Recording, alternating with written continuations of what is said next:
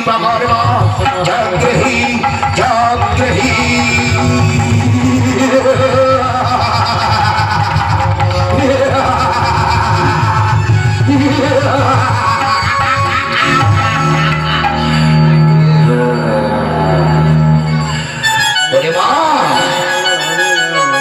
এবার তোর কৃপা দৃষ্টি যেন আমার প্রতি হোক।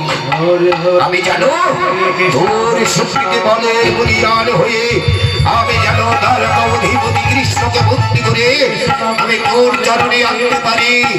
জাগো জাগো জাগো মা জাগো জাগো।